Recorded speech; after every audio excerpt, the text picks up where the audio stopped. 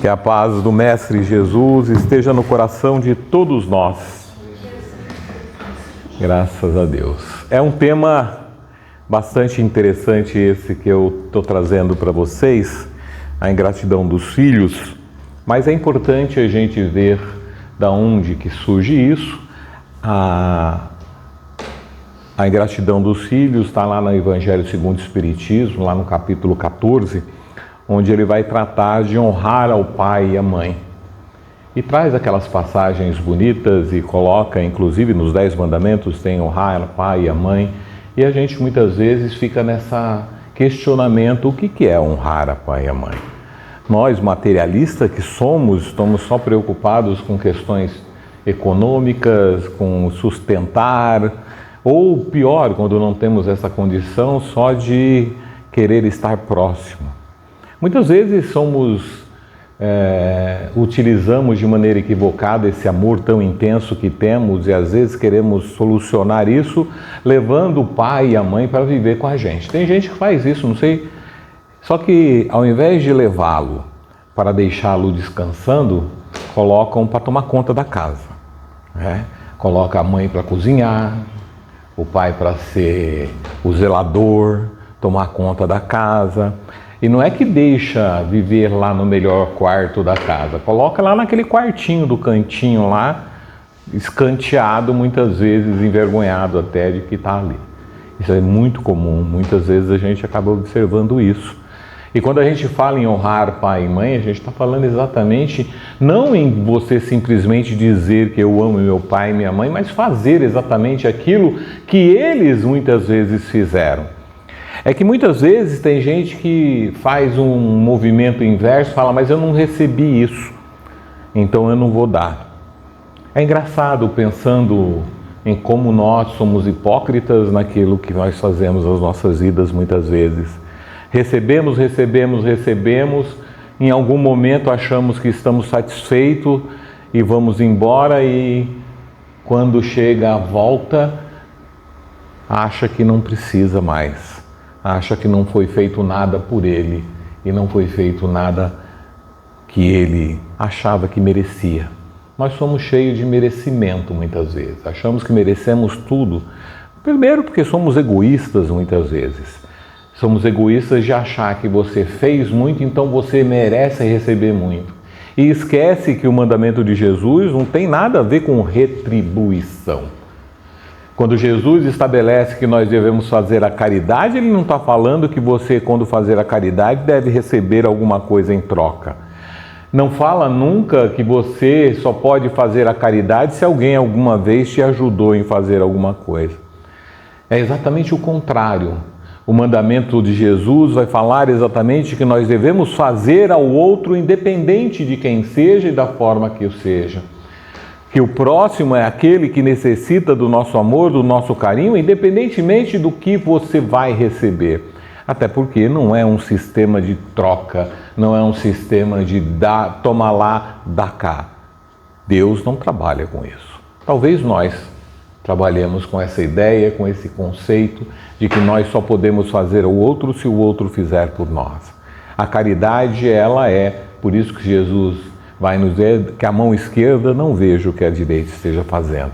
É exatamente porque não há necessidade disso. E muitas vezes quando a gente faz e a gente precisa ter esse contato com os nossos pais, muitas vezes não é dessa vida, é de outras vidas. E é um pouco sobre isso que a gente precisa refletir.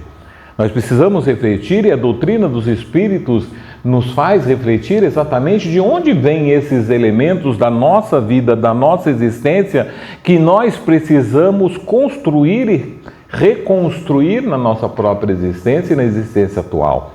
O que nós fizemos, de que forma nós agimos, de que forma nós nos comportamos, de que forma nós hoje recebemos as pessoas que estão à nossa disposição e que estão ali, muitas vezes, sobre a nossa responsabilidade, seja como pais, seja como filhos.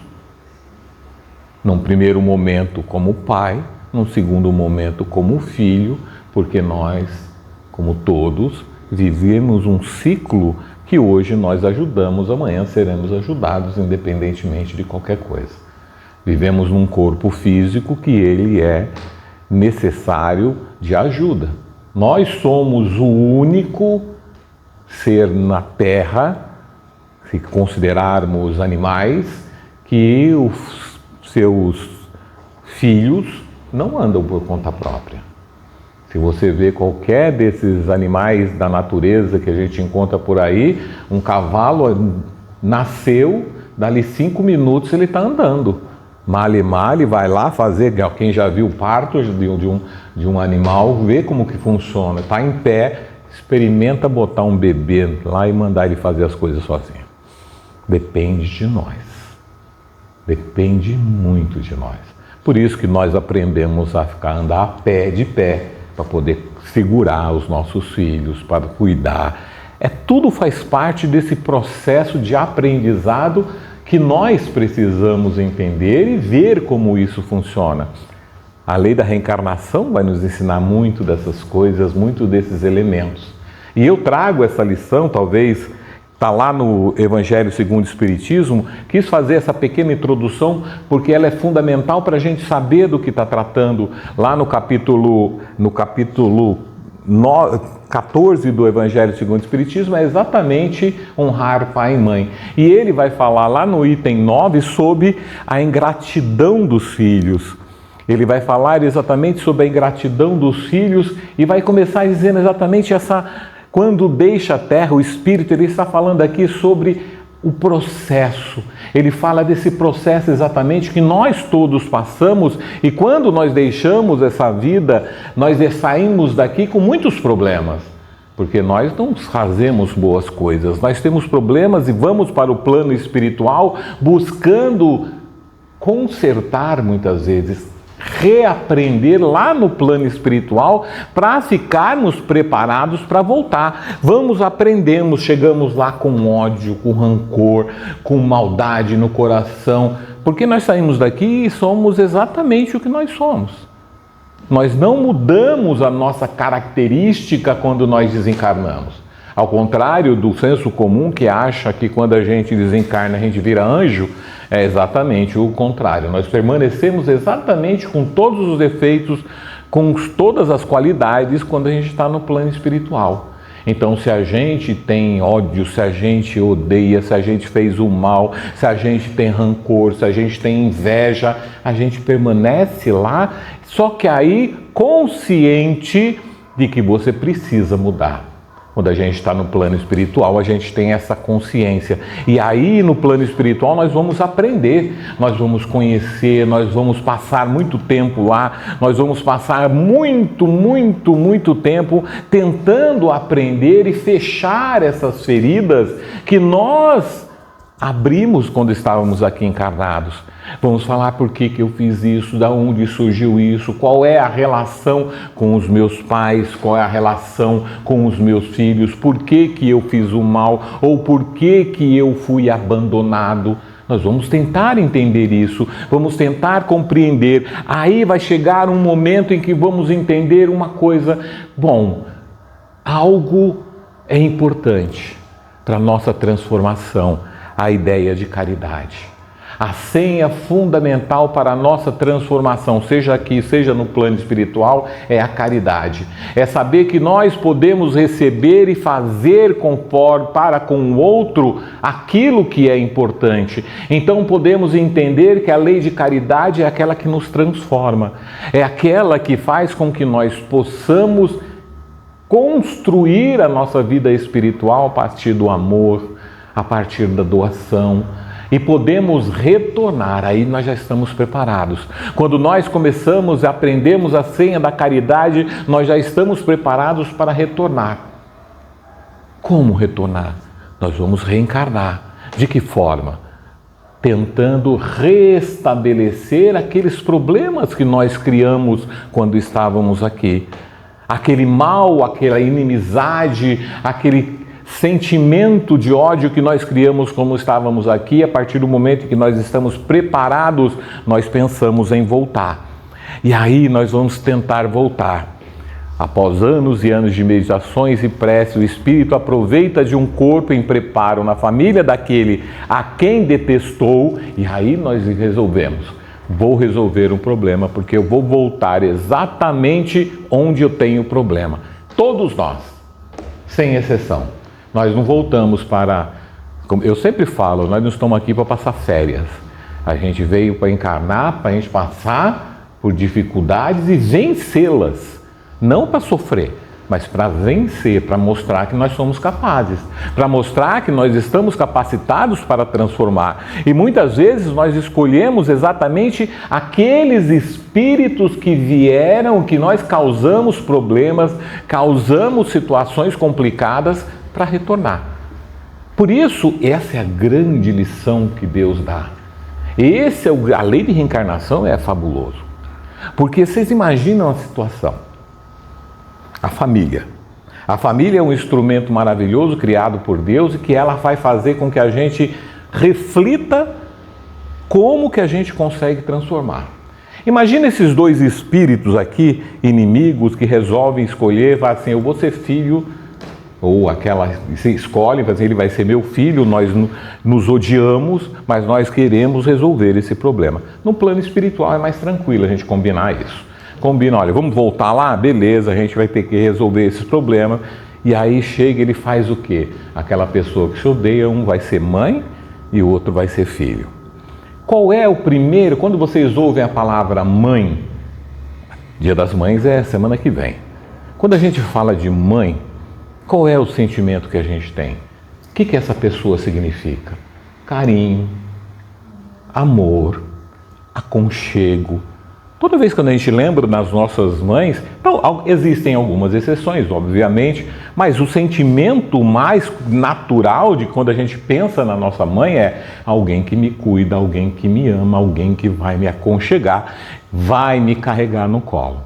Conseguem imaginar essa situação acontecendo? Alguém que é o inimigo mortal, de repente se vê olhando para aquele serzinho que é a sua mãe? Olha como Deus é maravilhoso. Olha como Deus estabelece, quebra imediatamente aquele sentimento. Ah, mas depois vai ter que resolver os problemas? Vai ter que resolver. Mas o primeiro impacto já está quebrado. Que é aquele impacto do espírito que está recebendo e sabe que ali ele vai ter um sentimento novo, vai ter um sentimento de renovação, vai reviver. A mesma coisa acontece com os irmãos, as mesmas coisas acontecem com os pais, desse sentimento de ligação dentro da família, dentro da própria família. E não importa que tipo de família seja, não importa qual a forma que essa família tem, pode ser famílias heterossexuais, homossexuais, pai solo, mãe solo, não importa. A família tem uma característica fundamental que é dar amor. Não importa de que forma que ela seja construída. Não importa da forma como ela se apresente. Não importa a forma como muitas vezes nós, com muito preconceito, questionamos, estabelecemos limites e como deve ou não deve ser. A gente esquece que o fundamental, no final das contas, é o amor. Jesus Cristo veio nos ensinar exatamente a lei do amor. Essa lei que transforma, essa lei que revitaliza, essa lei que faz com que as pessoas que convivem junto possam se transformar e mudarem. E isso acontece exatamente em família. Lá no Evangelho segundo o Espiritismo, a gente tem uma parte bem interessante que é a da parentela corporal e parentela espiritual, que é exatamente elementos, situações em que nós encontramos espíritos que são familiares e muitas vezes esses que nós falamos, a parentela material, essa que é corporal, essa que nasce do próprio corpo, a parentela biológica, é essa que precisa e que muitas vezes tem atrito. Mas também tem a parentela espiritual, que é aquela que são espíritos que já têm uma conexão de amor desde o plano espiritual. e que não precisa necessariamente estar no mesma família para se amar. Quem nunca encontrou aquele amigo do peito que você, na primeira vista, já falou: nossa, me conectei. Me conectei. Nunca foi criado, nunca vi, não foi criado pela mesma família, mas de repente pensa da mesma forma que eu, gosta das mesmas coisas que eu. Aquele amigo, o melhor amigo, aquele que faz tudo, é parente espiritual, já tem uma conexão espiritual. É aquele que, quando estiver no plano espiritual, já tinha uma conexão. Essas são duas famílias importantes. Uma é temporária. Uma é para resolver as nossas pendências, resolver os nossos problemas, para que nós aprendamos a amar, o nosso exercício do amor. A outra é aquela permanente que vai permanecer. O que nós precisamos fazer é transformar essa temporária em também parente espiritual. Estabelecer essa conexão, retirando todos os nossos vícios, os nossos defeitos, transformando simplesmente em amor e fraternidade. E é a lei da reencarnação que propicia isso para cada um de nós. Essa lei que vai proporcionar a transformação. Aqui exatamente as famílias de laços espirituais que vão fazer esse elemento que nós tanto buscamos transformar as nossas vidas. Esses laços são feitos através das nossas vidas que nós vamos passando. Nós vamos vivenciando, criando no plano espiritual, estabelecendo instrumentos para a nossa própria transformação e nosso próprio crescimento. Tem um exemplo bastante interessante nesse livro do Francisco Cândido Xavier, chamado Missionários da Luz. Muitos já tiveram contato com Missionários da Luz. Ele é um livro muito lindo, tem algumas histórias bastante interessantes, e uma especialmente que fala sobre reencarnação, fala exatamente sobre esse problema, é a família do Segismundo, a reencarnação do Segismundo. O Segismundo, ele encarnou numa família, junto com Adelino e a Raquel, e eles vivenciaram uma vida meio tumultuada. O Adelino e a Raquel eram casados, numa vida passada. E o tal do Segismundo intrometeu aqui, acabou tendo um caso com a Raquel, e aí houve um assassinato, e acabaram assassinando o Adélio, depois acabaram se suicidando. Foi um drama daqueles impossível de imaginar. Criaram um problema insolúvel, se a gente for pensar, nessa encarnação. No entanto, no plano espiritual, eles combinaram. Olha, a gente precisa resolver. Se reencontraram, conversaram, quebraram as barreiras do sentimento que eles tinham ainda, e eles resolveram que eles iriam solucionar aquele problema.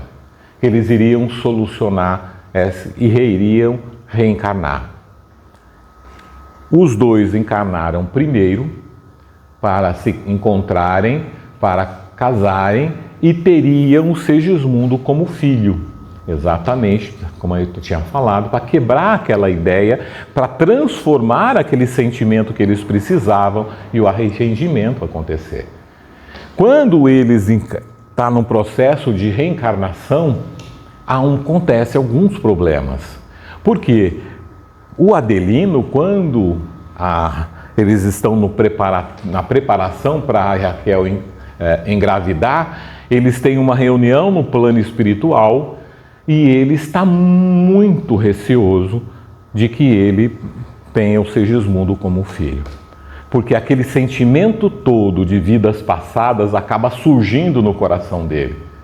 E aí, no plano espiritual, eles se reencontram, conversam, tentam mudar aquela situação, e eles acabam aceitando isso horas antes dela engravidar.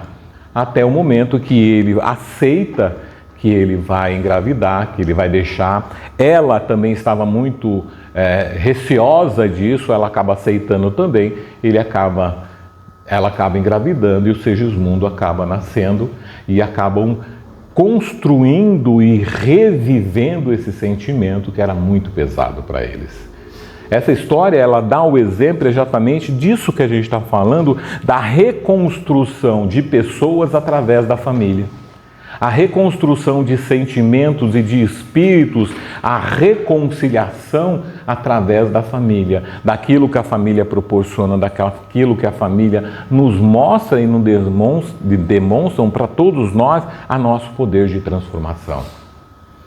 Mas o problema é que mesmo após isso tudo, não no caso deles, após tudo isso que a gente vê e proporciona, nós somos tão egoístas que a gente reencarna, a gente faz tudo isso e no final das contas cometemos os mesmos erros e as mesmas dificuldades. Porque na verdade somos seres ingratos, seres que nunca respeitam de fato aquilo que próprio combina e muitas vezes a gente não consegue entender como esse amor pode ser transformado. Não entendemos como esse amor que é tão propício e tão colocado por Jesus pode nos motivar à transformação. Esquecemos muitas vezes que nós precisamos dar mais do que receber. Esquecemos que Jesus disse para todos nós que Ele não veio aqui para ser servido, Ele veio para servir. Assim somos todos nós.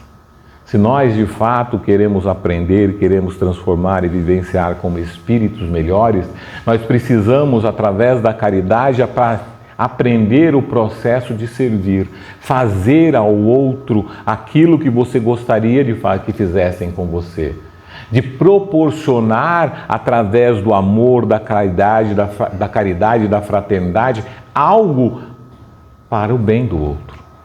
Mas muitas vezes nós desrespeitamos aquilo que fazem por nós, desrespeitamos aquilo que nos trazem, não aceitamos pelo orgulho e pelo egoísmo, nos tornamos grandes ingratos daquilo que fazem por nós. E aí esquecemos o esforço dos nossos pais, esquecemos o esforço da nossa família, esquecemos o esforço dos nossos amigos, porque a ingratidão ela não só está relacionada com a nossa família. A ingratidão é um sentimento que nós temos que preservar para que não aconteça com relação a todos aqueles que estão no nosso entorno. Quantas pessoas ajudaram a nós todos a chegarmos onde nós estamos? Quantas pessoas se esforçaram, fizeram, demonstraram, mostraram, olharam e mesmo assim a gente tem um sentimento de ingratidão com relação a ela. Com relação àquele moço ali, ó, nem se fala. A gente lê o Evangelho, a gente escuta as histórias, a gente assiste até filme, seriado sobre Jesus, vê tudo aquilo que Ele proporcionou e mesmo assim a gente comete os erros mais absurdos que a gente pode imaginar. E muitas vezes em nome dele. Muitas vezes em nome dele. É só olhar para o nosso mundo hoje. É só olhar. Guerras acontecendo em nome de Jesus, fazendo como se ele estivesse apoiando esse tipo de atitude, é ser no mínimo ingrato para tudo aquilo que ele mostrou, tudo aquilo que ele demonstrou de paz, de amor, de fraternidade. Como que a gente conserta isso?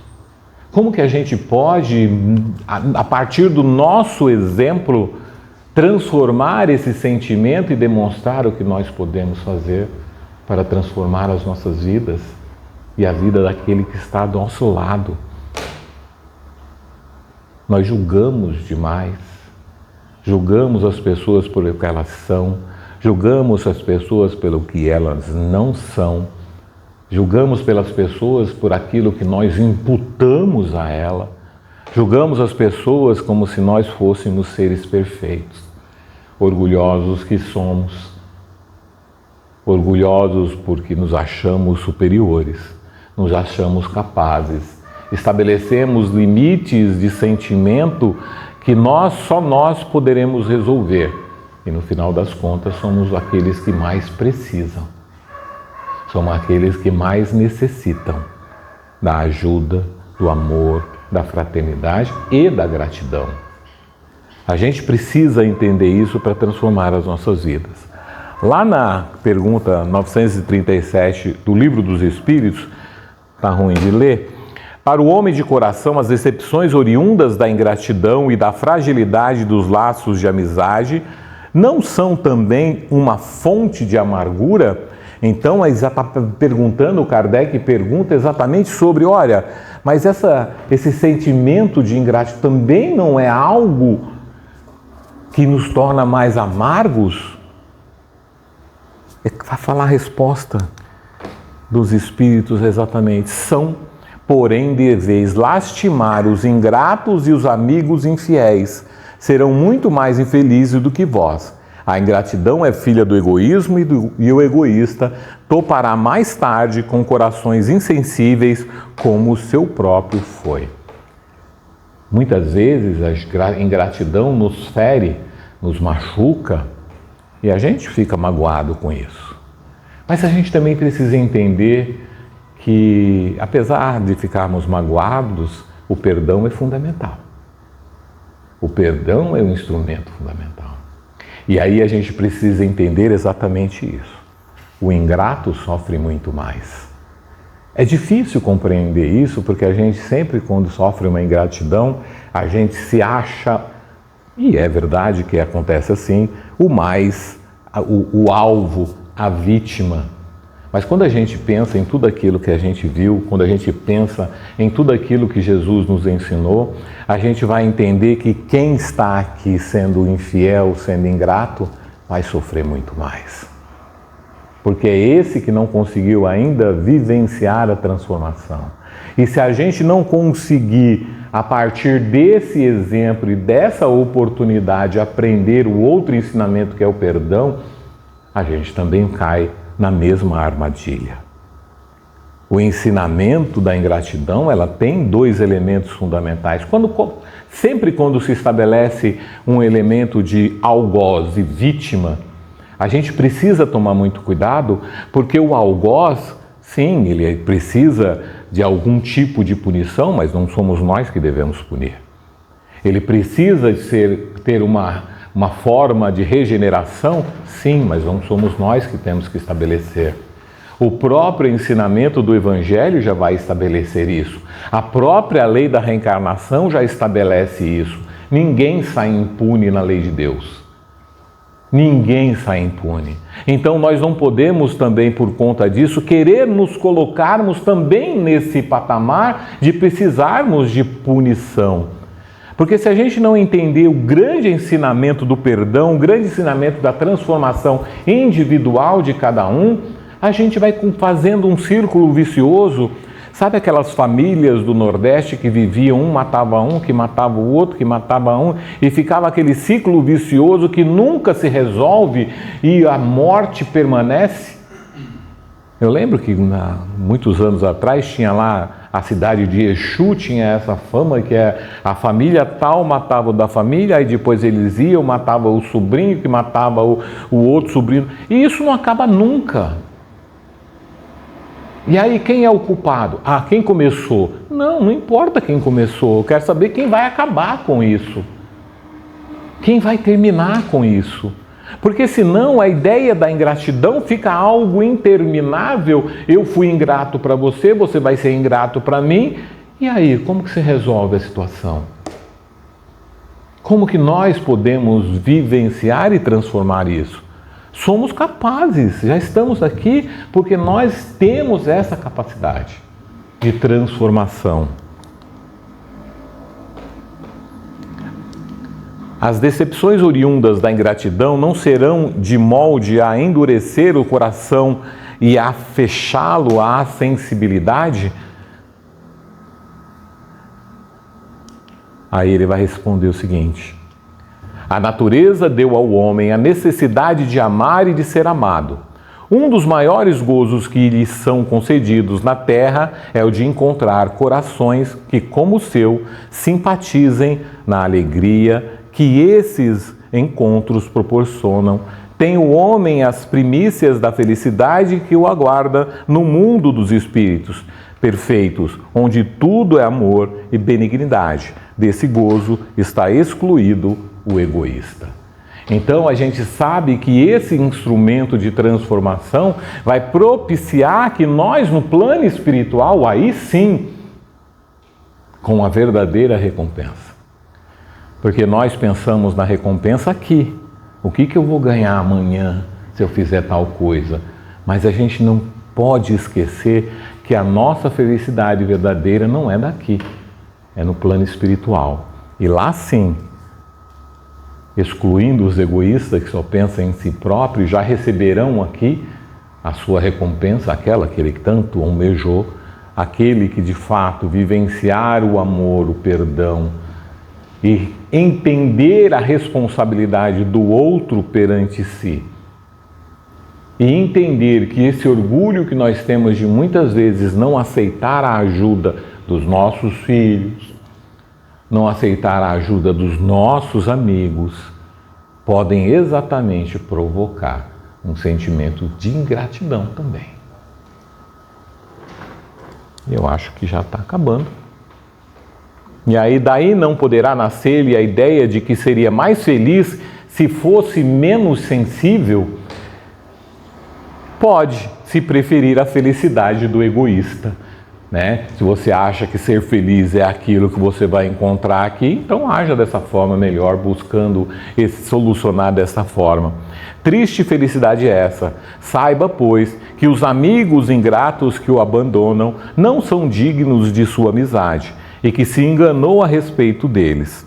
Lastimai os que usam para convosco de um procedimento que não tenhais merecido, pois bem triste se lhes apresentará o reverso da medalha. Então a gente, quando entender exatamente de que forma nós temos que tratar o outro, da forma que nós devemos tratar o outro, independente da retribuição, a caridade tem algo que é fundamental.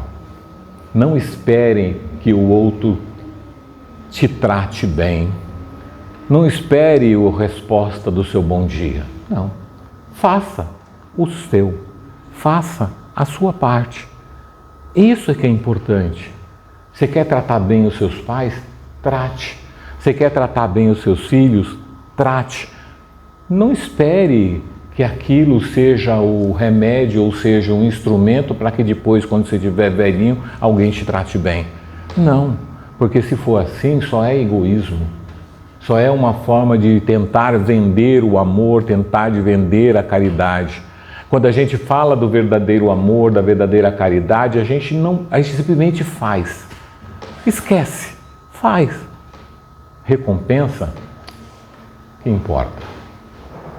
É esse o grande ensinamento de Jesus, é esse o grande ensinamento que Ele nos dá, e essa é a grande possibilidade que Ele nos proporciona de nós podermos aprender, ser menos ingratos, sendo mais caridosos, não esperando a recompensa, só fazendo a nossa parte, só fazendo aquilo que nós consideramos o importante. Uma vez, só para terminar, uma vez um amigo me disse assim, não é nem do Evangelho, ele falou, mas por que você não faz essa atitude, não comete esse erro? É porque a lei diz ou é porque você sabe que isso não pode ser feito? É uma reflexão que a gente tem que começar a refletir. Eu faço o bem porque Jesus diz para eu fazer, ou porque eu de fato acredito que aquilo é a forma exata de agir? Isso é uma questão importante. A doutrina dos Espíritos nos ensina a fé raciocinada. E ela tem a ver exatamente com isso. Não é porque alguém te obriga a fazer alguma coisa que você tem que fazer. Você tem que fazer porque você de fato acredita que aquele seu ato seja importante. Essa é a verdadeira transformação que muitas vezes a gente não consegue entender. A doutrina dos espíritos não é simplesmente você estar conectado com os livros, entender o que o livro está dizendo, compreender o que o livro está dizendo. Não! A doutrina dos espíritos, ela fundamentalmente nos diz: faça. Exercite o amor, exercite a caridade. Não porque o livro está dizendo que eu tenho que fazer, mas porque você tem certeza absoluta que aquele é o caminho certo. Independente se vai ter recompensa ou se você vai para o umbral. E pensem nisso, pensem no amor. O amor é fundamental. Que a paz do Mestre Jesus permita que essa reflexão a gente faça todos os dias, porque é assim que a gente transforma as nossas vidas. Eu até passei do tempo. E Jesus está dando boa noite para vocês. Obrigado, gente.